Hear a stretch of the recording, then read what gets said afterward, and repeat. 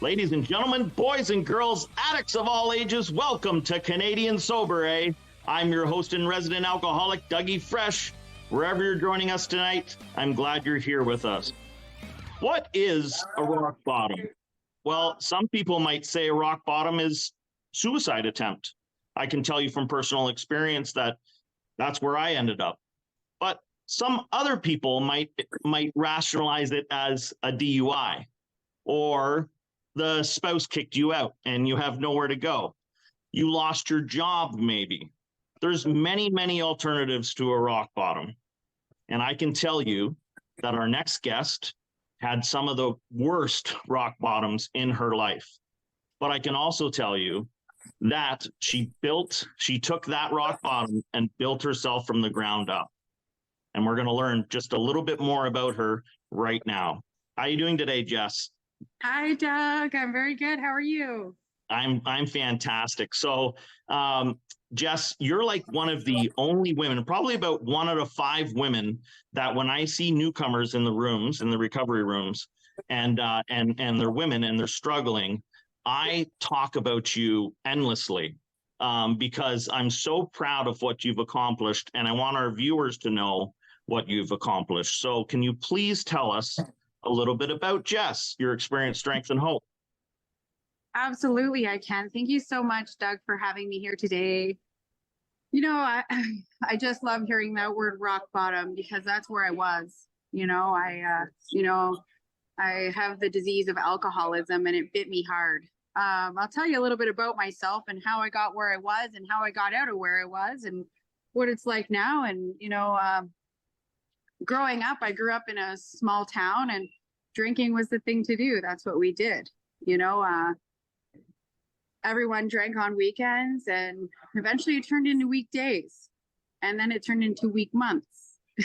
So, the drinking never stopped for me growing up. And ever since I was young, I always had this feeling of like, I don't fit in. I always felt uncomfortable in my own skin.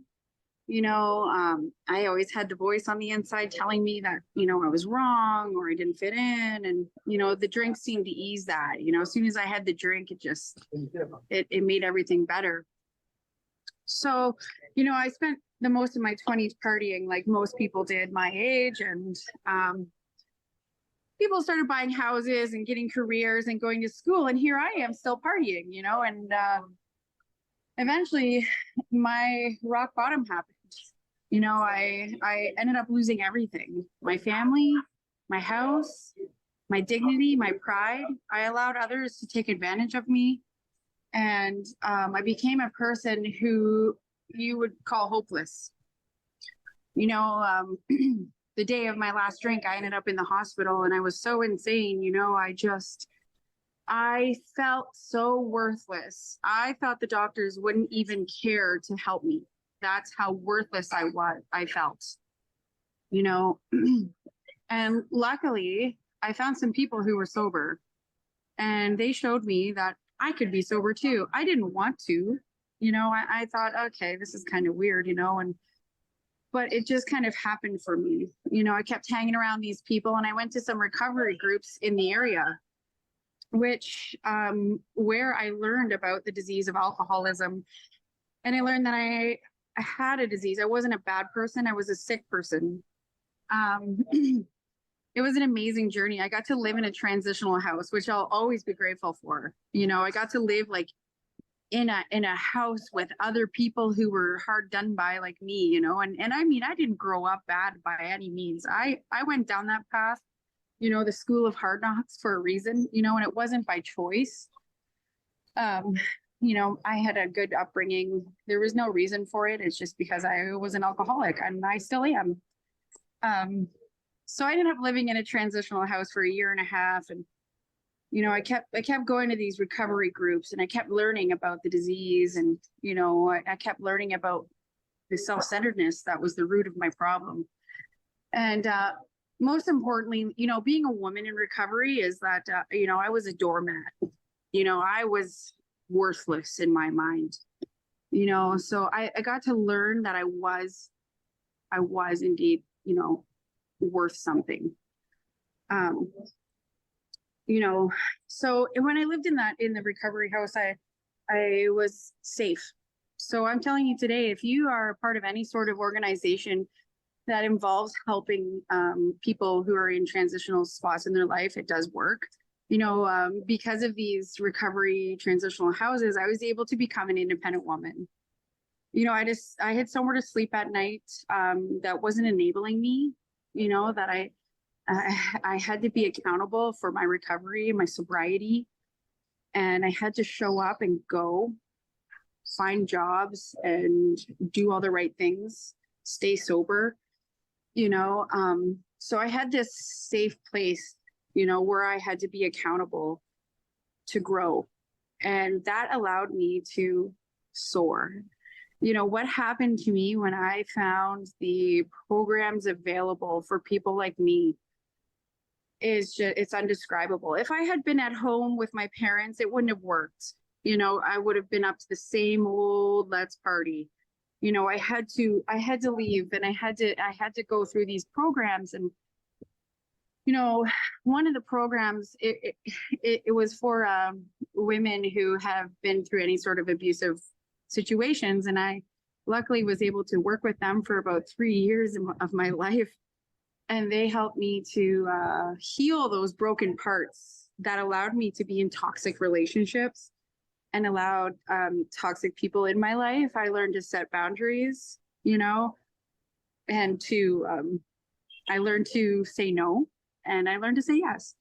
So some of the biggest things, being in the recovering rooms and support groups is they say, baby steps. And some of those baby steps for me were just being honest. When someone would say, how are you today? I wouldn't say, oh, I'm good. I would actually say, I'm not good.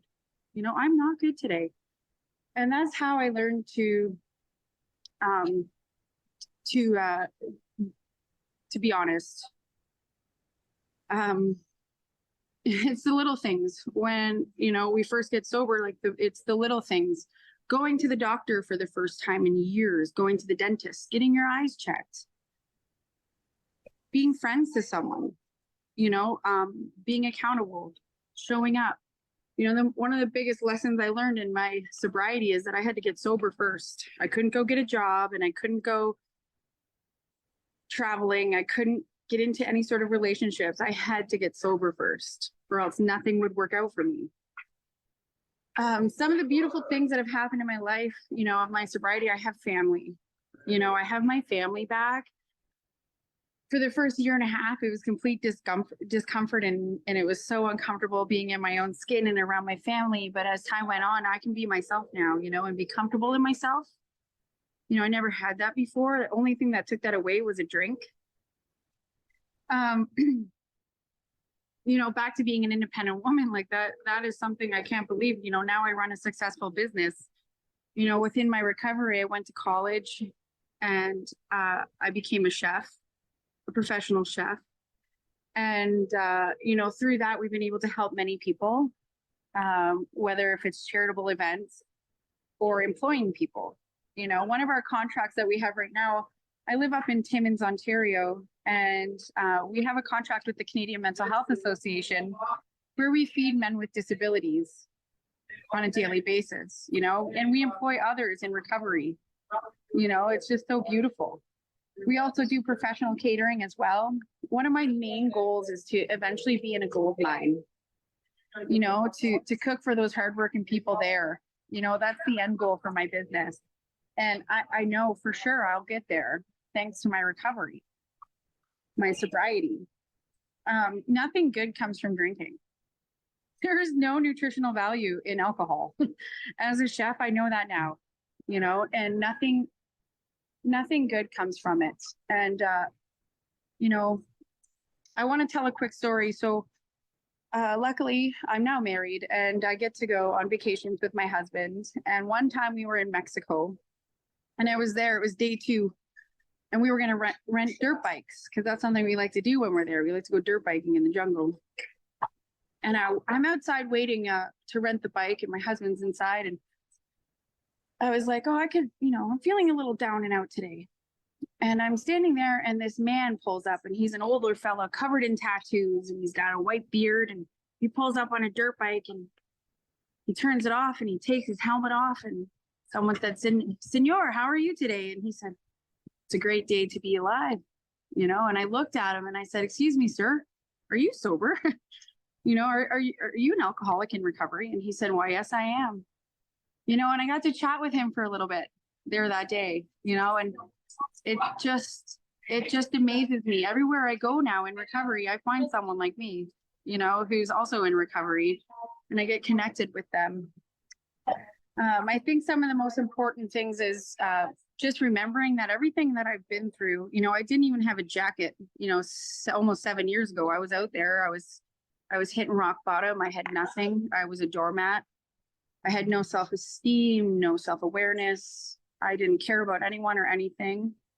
I was in self-centeredness to the extreme, and I think the most important thing to remember is that happened to me, so I can identify with others and help them out of that pit if they're there, and luckily with my business we can employ people and help people and help change their lives. I'm super grateful for that.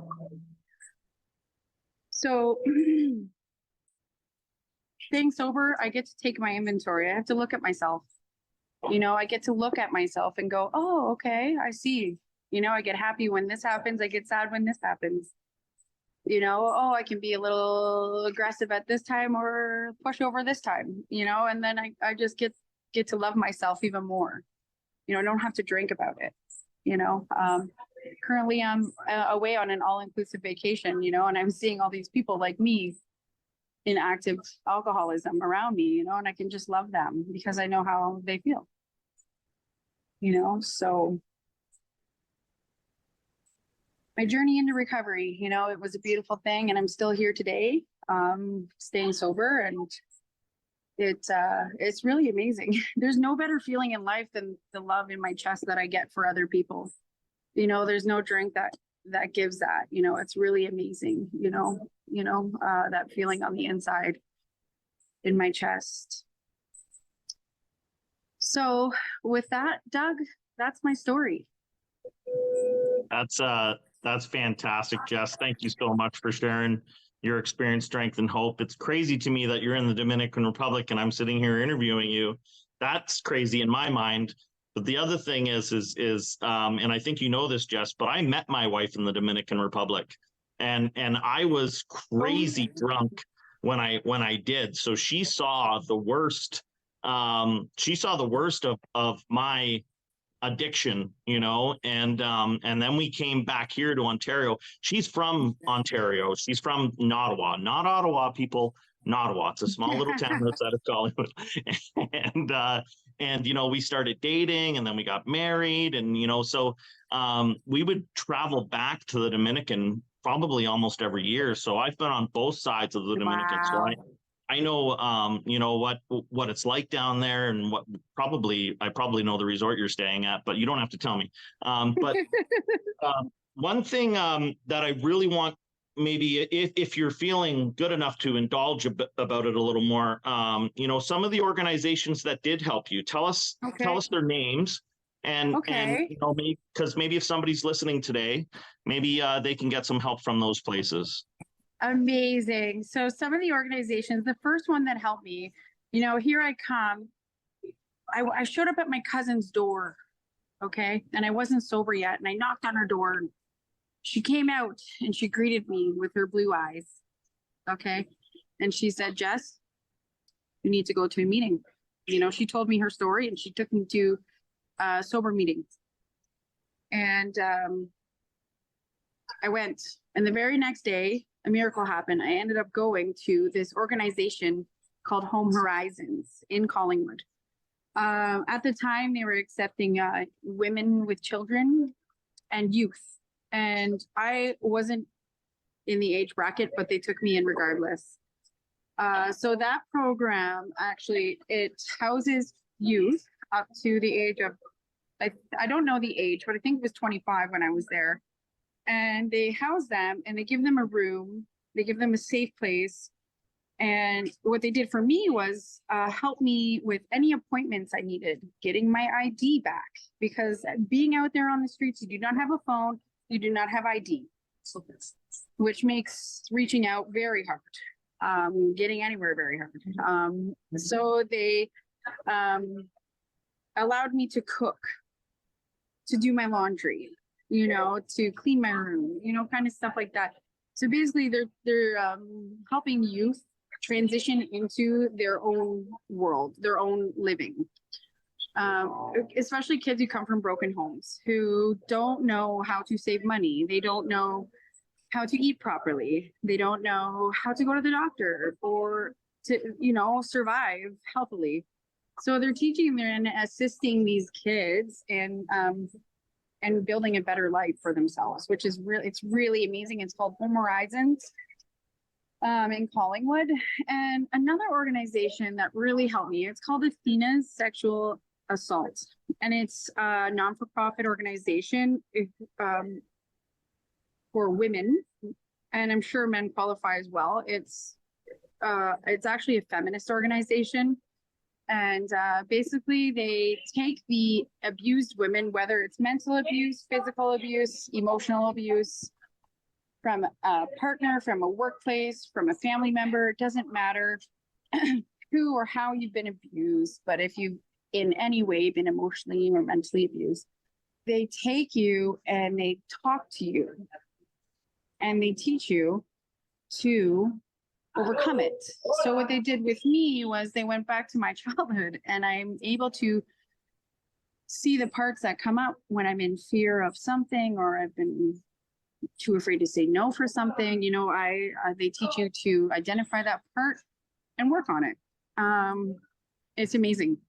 It's amazing. I tell them all the time, you can still call, and yeah, I tell them all the time, thank you for your service and thank you for making me an independent woman, because that's definitely one of the resources. That there's a couple other programs out there that help people. It's called Safe and Sound. This one's in Owen Sound. And the Salvation Army, what they do is they'll take people and put them up in hotel rooms for the night. I feel like we need more of that, out there. Because when you have nowhere to go, it's very hard to stay sober. If you have a roof over your head, that's step one. Like that you have the ability to be safe and work on your recovery when you have that.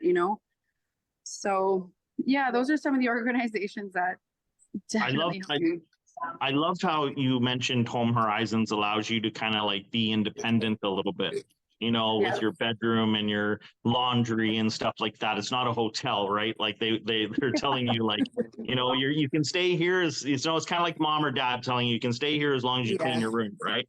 So that's fantastic. A little birdie told me that you had started a recovery meeting up in Timmins. I have, yes. Tell me a little bit about that. Okay, awesome. So there's recovery meetings in Timmins, and coming from Southern Ontario, I sobered up in Collingwood area. Having access to all of these meetings in Southern Ontario at all hours of the day, noon and night, I moved way up north, and there was only some in the evening, So luckily, a girlfriend and I had the honor and privilege of starting a noon hour meeting. And I luckily it was right downtown. There's a lot of homeless down there right now. And it positioned us there. And on the second week of having it, it was on Thanksgiving, so it was closed. So I went regardless and stood outside of the door to make sure if anyone came to say, hey, you want to get sober, like stick around, and we can have a meeting outside, so on and so forth. And as I'm walking up, there's a girl sitting there, and she was seeking shelter at this church. The church was closed and locked. And I walk up to her, and she's got pink hair, and I said, yeah, she's just like me. And I got to talking with her, and that girl now, 3 months later, you should see this girl. She's amazing. She's been going to the recovery meetings, she's been connected, she feels as if someone cares about her, she's come to work with me, it's just amazing. So that's what that noon hour group has done.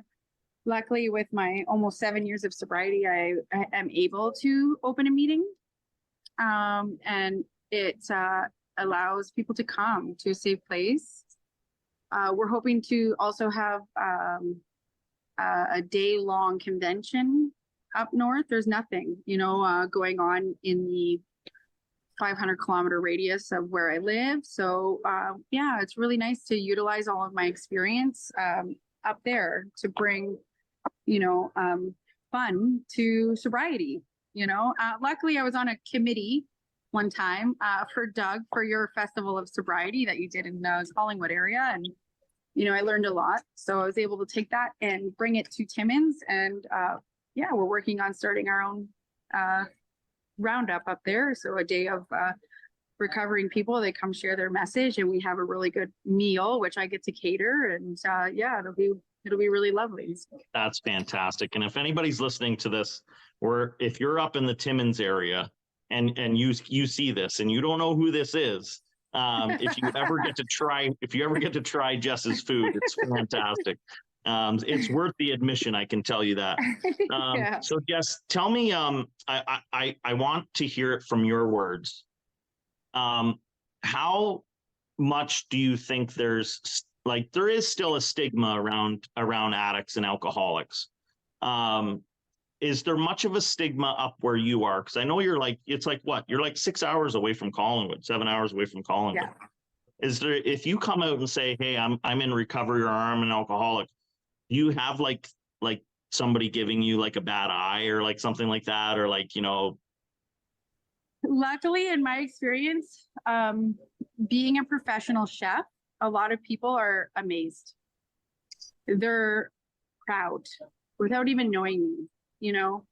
My current workplace, I get to work at a local ski hill, and I told my boss, I pulled him aside, I said, hey, listen, he knows I'm in recovery, and I asked him, I said, do you mind if I bring some recovering and addicts here to come work with me? They look hard done by, is that okay? And he said, that's okay.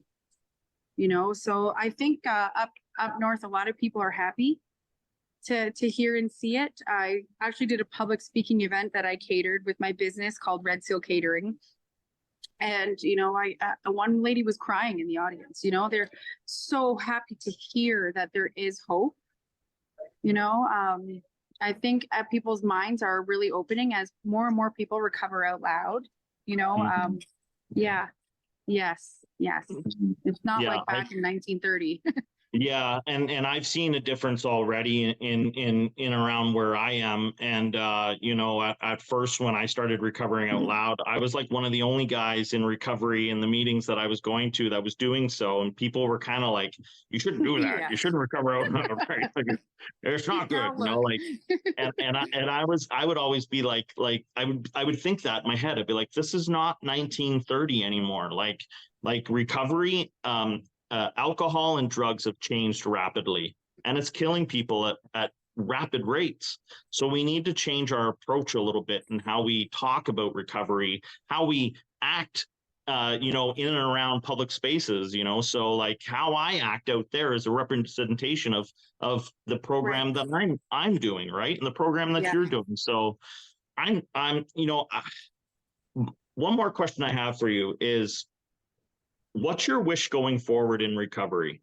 What would you like to see when it comes to meetings, when it comes to Jess's recovery, when it comes to somebody sitting at home right now that could be little Jess, that's sitting there on the couch and they're homeless and they don't have a license and they don't have a car?